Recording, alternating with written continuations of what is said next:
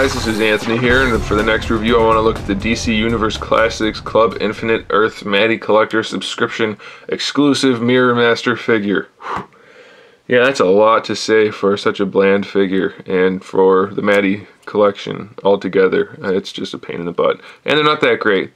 This figure, he's okay. I mean, he's relatively faithful to the character he is supposed to be, but the figure itself is not the best, if you ask me, and I'm assuming that since you're watching the video you want to know my opinion, so that counts as asking. There are some things that this figure does well. For one, I do like the head sculpt.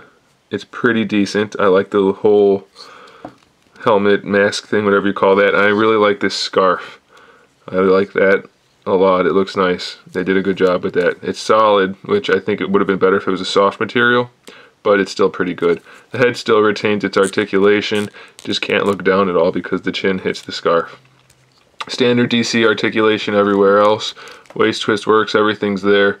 Sculpted boots, sculpted forearms, which look to be the same as one of the lanterns, so that's kind of a bummer, but either way. The hands have veins on them, which is nice since they are bare.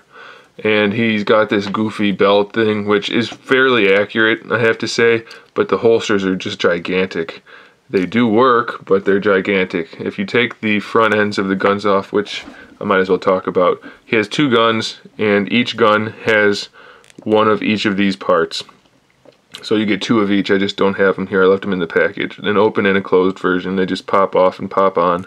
So you take those off, and you can put the guns in the holsters, which is fine, but the holsters are just gigantic. Maybe you can even leave on the one. You can't leave on the open one, obviously, but this one, it looks like... Nope, I was right, you have to take them off. Okay. As you can see, I haven't really looked at this guy too much. At this point, I'm not even excited for the DC figures other than the Batman related ones, but either way. Okay, so the guns do go in there. And I want to point out on the guns, there's no painting other than the solid silver.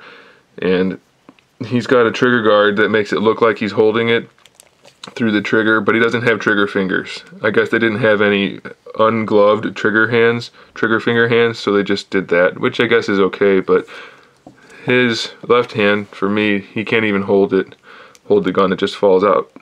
Excuse me. It just falls out, so not the best thing ever. This hand's okay, but the other hand's not so good. If you'll notice, some of the oranges don't match. The shoulders don't match, the lower legs don't match. This is all one color, but it's just kind of all over the place. So it's definitely not the best.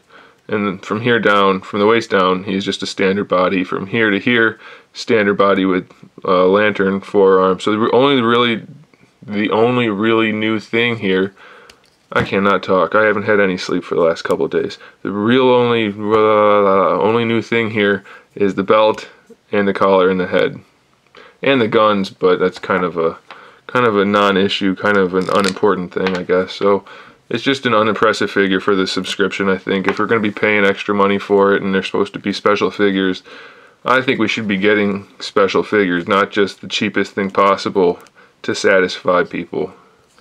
So that's my take on it. I recommend it if you are a completionist like I am, or if you're particularly fond of this character, but otherwise it's really not an impressive figure.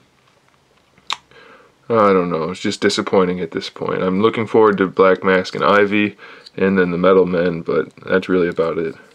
Alright, there he is, guys. Thanks for watching. Stay tuned for some more reviews, and in the meantime, keep collecting.